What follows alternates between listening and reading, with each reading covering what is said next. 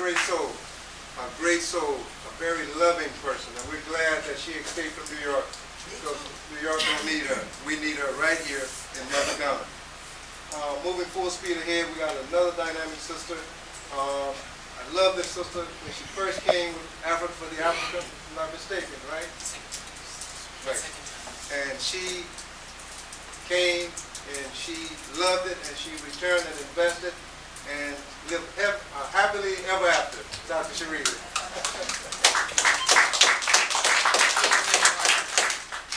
How's everybody tonight? It was a long, long journey, huh?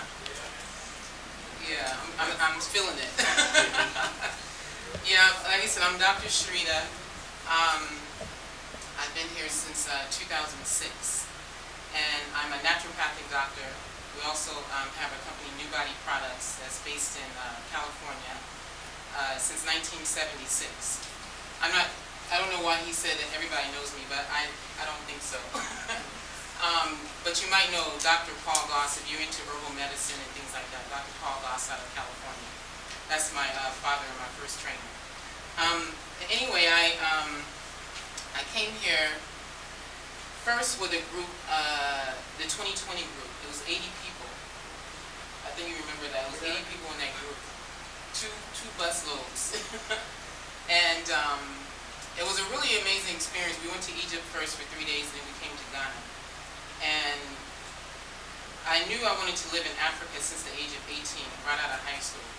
But I got married, had children, 6 children, so I'm pregnant or breastfeeding, so I couldn't, just jump on a plane and just come. So when the opportunity came, the 2020 group was coming, and they had 3 spaces left. So me and my mother took those 2, took 2 of them, and we came, and we were able to, I was able to see a friend, Dr. Z, who's supposed to be here tonight, that used to watch my children when they were 1 and 2. Now they're 21 and 22. And she had been gone maybe 5 or 6 years, or maybe even longer. So when I came here, when she was in Atlanta, she was a real big sister, Obo, big sister. And when she came here, I think just the food and the move, you have to move around a lot more. You're not in the cars all the time. You got to do a lot of walking. Even if you have a car, you have to walk sometimes to go to places. And when she came, she was even smaller than I am right now. And I didn't recognize her. So we're inside of a meeting just like this. It's just that it was at another hotel, and it was more of a dinner setting. And she just came and just sat next to me. And I'm like, I'm trying to listen. And she's just in my face. I'm like, why is she in my face? So I looked at her like, she's like, Sharita. And I'm thinking, and the eyes never change. The eyes never change, So I realized, I don't know, it was like coming to see, a sister I haven't seen in a long time. And because I expressed that I want to really live here in Africa, and Ghana kind of chose me. I was in Atlanta, and there was a conference, an expo, and I kind of found out about Ghana there, and then that's what brought my interest to come here. So when I started telling people I want to live here, and I want to do business here, and things like that, it's like the attitudes changed. Everybody was all, oh, my sister, welcome, And then it came to, why do you want to be here? Why do you want to come? What are you coming here to do? And I thought, wait a minute, why is everybody's attitude changing towards me? Even, I don't know if you remember, you had me come into her bedroom and sit on her bed. And she said, okay, so what are you coming here to do? I'm like, why is everybody asking me this question? Everywhere Z took me, she took me to different businesses. Sonia, another hotel. We went there, she wanted me to hear all of their experience as far as doing business here. So I'm like, okay, so I get to another place, Tawala Beach, where they have a reggae night. I went to go meet the owners of that. They broke everything down to me. And I'm thinking to myself, are you guys trying to discourage me from coming here? Because, I was really kind of excited, and you guys are like scaring me, It's like, why are you asking me questions like that? So, but really, I appreciate it because they took my rose-colored glasses off. And all the things that we fantasize, if you've never been to Africa, all the things that we fantasize about Africa we think it's still that way today because we learn a lot about the history, and we don't think about that it's not the same today. We're in another time, you know. So you have to deal with the reality of buying land, somebody encroaching on the land. Me, I had land. 4 other people bought that same land. I'm still fighting with one person. Come to find out, there's 15 court cases on it, you know. So you have to be able to do as much as you can to really pay close attention to the people that are here on the grounds, and they can guide you, you know, a little bit better in order to be able to, you know, have more of a successful event here. Now, since I've been here, like I said, I'm a naturopathic doctor. I've had opportunities here, like Shabaka is saying, that I wouldn't have in America. And I had, you know, we have our family business, been around since 1976. My father's traveled through more than 17 countries. We have 20,000 distributors. So we came from very humble beginnings, but it built to that. But one of the things that I'm doing here that I don't think I still will be able to do in America is I've been able to do media, teaching about nutrition from a vegetarian point of view and from a naturopathic point of view. And I've been in media since June 2010. And it's been really, I think I'm still surprised about it, but a lot of people are surprised because I'm talking to people about not eating meat in Africa. When people eat meat, okay? I mean, serious, it's like sometimes it's just meat and starch and no greens, unless you go to the north, it's a little bit different. Yeah, so it went from just having like an interview, then he told me to come back. Told me to come back, and then it turned into a segment every Saturday on the #1 morning show in Ghana. So I was able to, when it came down to doing that, let's talk about the business side.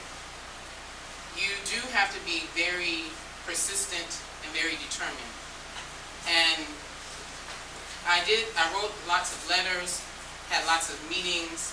I gave people tickets to concerts. I've taken people out to dinner, you know, just doing all that I can to make them understand that this is something that really needs to be a platform. Everybody needs to pay attention, you know, to health. We're dying young. 57 years old is the average age. When Nkrumah was in power, it was 75 years old. And then in 2007, after 50 years of independence, the numbers changed, it went to 57. And now it's even still dropping. No, 63. And now it's up to 63. Okay, well that's a good thing. About 2 months ago. About 2 months ago. Thanks okay. to you. Oh, okay. Trust me, I don't take all the credit for that at all. Yeah, so, but still, that's still a young age because I look at my grandparents, everybody was over 90. Even my last one, she was 113. In the States, you know, so I feel that because we're in Africa, it's a natural place, we have plenty of food, you know, plenty of nice environments, we should be able to live longer. But there's different things that's causing us not to because we're taking on other people's culture as far as their food, language, clothes, and whenever you're a cat and you're acting like a dog, you're going to get lost along the way, some kind of way. So I believe that I will go to them and tell them that, one, if you have radio or TV, you always have social issues, sports, entertainment, and health. And so if they didn't have health on this segment, then I would make them feel guilty, you know, about not having it. Because you're the media, you're feeding all this nonsense to people, but you're not giving them the other alternative. Like for example, Indomie is like a top ramen noodles here. It's like noodles here, and it's one of the biggest, I mean, everybody's selling it. It's not a Ghanaian food at all, and it's even poison. But they advertise it as, you see a little girl, you know, studying for the spelling bee, and all of a sudden she eats the Indomie, now she's the winner. You see a little boy that, you know, is kind of weak or whatever, now he's big and strong, or he's the smartest in the class. And it's just, you know, you're just feeding them lies, you know. So instead of me going against that, I went on TV and said, okay, this is what you should be doing, as opposed to talking against the system. Because we've had people do that before, and they're in trouble. They're walking with bodyguards now. I don't need to name any names, but they're walking with bodyguards, and I didn't want my life to be that way. I want to be free, you know, me here with my children, and be able to walk in and out anywhere without having to worry about somebody, you know, trying to attack me. More so, I'm embraced. More, I meet people on the street saying, "Oh, Dr. Shrita, I heard what you were saying. I've been juicing, you know, for 4 months and I feel good. Or I've been vegetarian for this long and it's made a difference. Or I got rid of this problem because you told me to eat garlic." Or, you know, whatever it is. And it's just really a different, I don't know, it's a different feeling where you feel like it's just more freedom, I think. You have your obstacles, you have your pros and cons. There's things I don't like. I don't like the fact that there's open gutters, you know, and there's smells, but I live in that breed. I live in the mountains. I have less mosquitoes. I don't smell any gutter because everything is coming down to a crop. And it's cool. I actually wear extra clothes and a comforter. At nighttime, it can get very cold, you know, at night. And I really, it's just, my house. Oh, talking about rent? Hey, my house. You haven't been to my new place yet. Hey, $266 a month, a 3-bedroom house with hot water all the way through, because a lot of places you won't, even hotels sometimes you don't have hot water. And I'm on, I mean the yard is nice, I'm starting my garden, and I'm on a hill overlooking, you know, the town. I'm in the clouds, you know, most days, and it's just, I don't even want to, I didn't even, trust me, if it wasn't for this, and this thing I'm going to tonight, I wouldn't be here in the crowd. It's just, I'm just not a city person. So if you, according to your kind of lifestyle that you want to live here, you have to think about that first. If you're a big city person, you're going to pay in a crowd. You can pay almost $5,000 for a condo, you know, in a crowd, if you want to be on a high roller tip, a month. And you got to pay a year, 2 years, and sometimes 5 years in advance. That's on a high level. Me, I was able to pay for 2 years. He let me pay for 1 year, and then I paid for the second year, and then another 6 months. You know, everything. People are real negotiable. You can get stuff on credit easy. No credit card, you're not selling anything. Look, today I don't have the money owed, but in 1 month I will have the money. And, oh no, madam, no problem. Here, you take it. You pay me when you can. You know, of course now, after a period of time, they'll be like, oh, madam. I need my money. I have school fees, you know.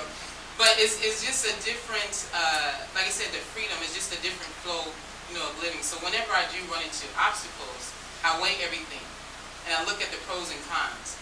And when you look at, for example, if the money is short, I'd rather be broke here than in America. Being broke in America is a whole different thing than being broke here. If I have 50 cents, I can still eat. Okay? If I have $1, I can feed all 3 of us. You know what I'm saying? And if I don't have any money, somebody will feed me. Yeah, oh yeah, I can always go bum at her house. But I can go to, you know, just somebody I don't even know, like, oh, I don't have money, my money is short, I don't have any food, and people will feed you. So you do really have more of a sense of community as opposed to the individualistic, you know, attitude that we come across when we're, you know, in America. We try to, amongst us, or people who are conscious, we do try to have that community. But for the most part, you know, we don't have it. You know, so those type of things, are, you know, what keeps me here and keeps me grounded. I do go back and forth because I do have, you know, a lot of family there. I still have 4 children, you know, over in the States. So, and my youngest daughter, she'll be here. My youngest 2 have actually been here more than half their life. So they know America and they know Ghana, and they're fine with both. They can be there in America and they're okay up until a certain point. And then they come to Ghana and they're okay up until a certain point. And so the back and forth is really allowing them to have a lot of, it's making them very well-rounded. They have experiences that their peers in America or their family members don't have or will never have. You know, and actually they were kind of praised a lot when they were in America. Because it's like, you live in Africa? Or my older children, your mother, she lives in Africa? Wow, you know, so they have so many questions. And part of the reason why I try to always communicate with our brothers and sisters from America or from the diaspora is because I want them to see a real picture of what's going on. You guys are actually here. You're able to see, go on your tour, and you'll be able to see some things. And I would say that Bomani's tour is really, out of all the tours that I've done, I like Bomani's tour in particular because he gives you some space to really see what's going on. It's not a moment to moment, let's go here, and it's not totally control. You have some free days. You have some, you learn some friends, you go in a taxi somewhere, go to the market, and you separate yourself from the group. And you get a chance to see more of what Ghana was about. When I came with the tour group, it was 6 days and every single thing was scheduled. The only thing that saved me was, unfortunately, it was a sister that was pregnant and she had malaria. And my sister friend that's here knew what to do for women that were pregnant with malaria. So we pulled her off the trip and then we went to her place. So we had about 2 days away from the tour, and she just took us, because the girl recovered pretty fast, and she just took me around to so many different places that I would not have seen if I stayed with the tour. So I give big props to you for that one, Bomani, because a lot of people don't learn that lesson. The people leave here and they don't see, they don't really see what's going on. They come, it's like, wow, Africa, we went to the Ganges, we did this, we did that, and everything is so wonderful, and then you don't get a chance to really see every little thing. There's a lot of parts of, I would ask that if you could stay longer. A lot of times we'll have 1 or 2 in a group that says, oh, I got to stay another week or 2 weeks. It's almost like clockwork. I think almost most groups, there'll be one in the group that will end up staying longer. Or to come back at another time, because you want to be able to really see what's happening on the grounds. When it comes down to doing business, depending on what you want to do, you can do something really, really small. A couple of $100 can get you started with a simple business. Or you can do something really huge, which I'm pretty sure they'll be talking about, where you have to invest $10,000 or $50,000 according to what you're going to be coming here to do. But okay, it says that at 1 minute. I think. Yeah, because I have so much to talk about anyway. I mean, it's hard to kind of express everything tonight as far as my experience, but I would say for the most part, it's really been a blessing to be able to be in Africa, in the center of the earth. And I know the Most High wants me to be here because the way things open up. When Shabaka said he had a struggle, I didn't have too much of a struggle. I actually got over here, we brought 7 people, my family was 7 people for less than $3,500 round trip, all of us. And we have 4 first-class seats. How did that happen? You see? So what happened, and the way it happened, we have people that come here, they work for the airlines, and they only give their buddy passes to people who are coming to Africa. So that's how I was able to. So they was able to find me 7 buddy passes, okay, and we were all able to get on the plane. No standby. There was standby, but all of us were able to get on the plane and came here. And then everything just opened up. Opportunity after opportunity. Matter of fact, I even just gotta not answer my phone sometimes because I can't, handle some of the load. Now the money. The money, it can be a struggle, to make the money. But like I said, you have to be somebody that's really determined. You got to be able to really, you have to have energy. You have to be healthy, in order to be able to move here. Because otherwise, you'll get discouraged because things don't come as easy. Maybe business-wise in America. In America, you can open up an herbal business today. No Food and Drug Board, none of that. And everything is fine. But here you have to go through a lot of stuff. So for my first product, it took me 3 years to get approval because of, all the ins and outs.